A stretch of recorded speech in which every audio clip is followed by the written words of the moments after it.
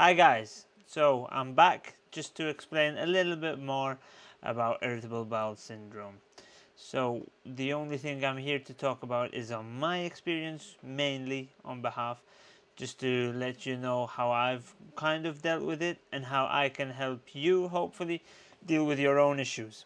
So if I'm stopping and having a sip of a drink every now and again, bear with me. It is a hot day today in the UK, so I'm just gonna be having a sip. So it is just water, but we'll keep it going. So I've found that with irritable bowels, there's a lot of things that can trigger it.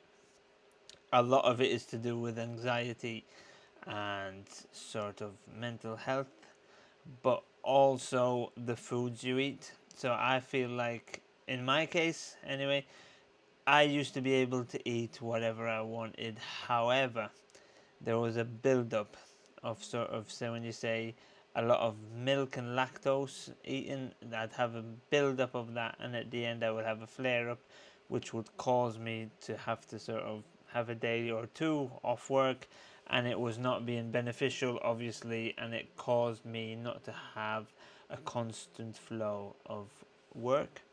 Now, this has led me obviously into being self-employed.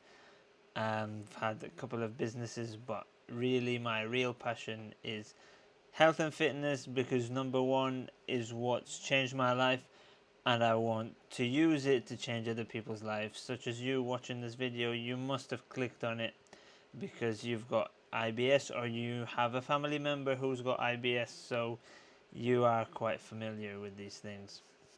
So the first thing I had it diagnosed in around 2012. Well, I went through quite a few tests. The doctors did not know what the hell it was, so they just said it has to be IBS.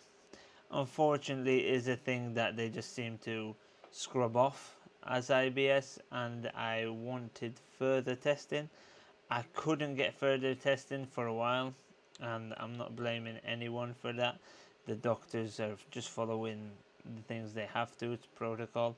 So after a couple of years, I managed to get a colonoscopy, and through the colonoscopy, believe me, it was not fun, but at least I got the results saying that my bowels are quite clear and good, and there's nothing to really worry about. So that's when I really focused on my diet. So they used to tell me that you have to eat things, and until you find out what you've eaten and has upset your stomach, then start cutting it out. But however, with my problem was, like I've previously told you, it was a build-up. So it would never be such a thing. I could eat a chocolate bar, be fine, and then if I have another chocolate bar tomorrow, I won't. So it's just the build-up. So the best thing I found was just to cut out all dairy, all gluten. So I'm having no cheese other than vegan cheese. Believe me, it's not as great, but it is something that I'm starting to deal with, because I'd much rather have vegan cheese and things like that than go through the pain. Some people say risk and reward. There's no reward. So I know how you feel. If you're one person that has got irritable bowels, I know how you feel. Or if you've got IBD, which is the disorder, Crohn's, is a similar feeling that I go through. I constantly vomit and have diarrhea. Sorry for the vivid imagery, but after that, then I'll have a couple, like a night or two nights with really severe stomach cramps, and then it'll start to ease off, and I'll be back to a normal life until boom, boom, same thing happens. Now I'm more controlled. So the last flare up was, like I said, around 2022, 2021. So that was, again, in my head, I don't even think it was because I was eating unhealthy at the time. That, because even my partner, it was more food poisoning, but food poisoning and IBS do not mix well. So since then, I just had to say, look, I'm not gonna eat anything to do with dairy. I'm not gonna eat anything to do with gluten as much as I can. And the gluten part is mainly because my partner is more sensitive to gluten and I'm more sensitive to the lactose, so there is differences, like I said. So even veg, for example, is something that hurts my partner's stomach, so it's not something that we can be doing all the time. So to eat would be recommended to eat in small portions first of all. So I wouldn't go eating around big meals. I would just be having a little bit in the breakfast, a little bit snack, a little bit for lunch, a little bit in between, and then dinner. And if you really fancy something small, you can have what they call supper in England. It's something small at the end of the night. Just and keep them in control. So I kind of try and focus on around the 400 calorie mark breakfast, then maybe 200 calorie snack, then 500, 600 lunch, then again 200 snack, and then again for dinner maybe an 800. So you try and keep the calories to that 2000, 2500 mark. Again, for women it is 2000, for men it is 2500. And it is important, obviously this is a fitness channel, so we're talking about protein and carbs and your fats. It's important to maintain your protein because muscle is important. Muscle building and maintenance is very important. Maybe you don't see that right now, but in the future when we get older it can lead to certain things such as osteoporosis, also known as brittle bone disease.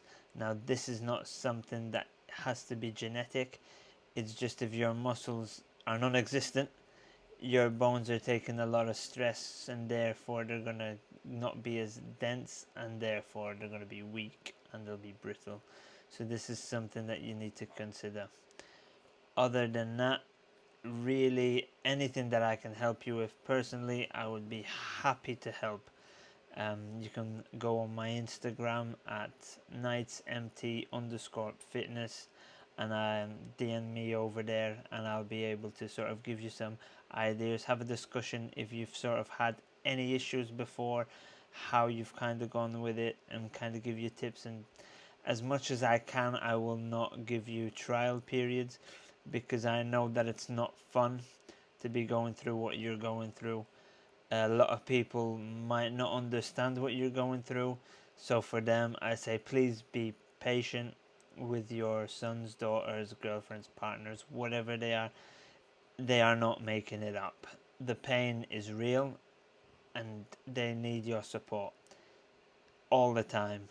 Sometimes even though they might not have had a flare up for weeks or years, it can still happen. So just always know that your partner may just feel down all of a sudden, not feeling well and want to go home, and do not make them feel any worse than they already do, because it's already horrible for them what they're feeling inside. They do not need the stress of people not believing them and doubting that what they're feeling is real. So all I say is just please just stick by them, give them a hand and go through it like that.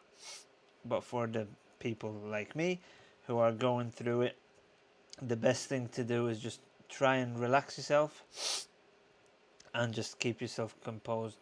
Try to stay positive as much as you can. I know it's hard.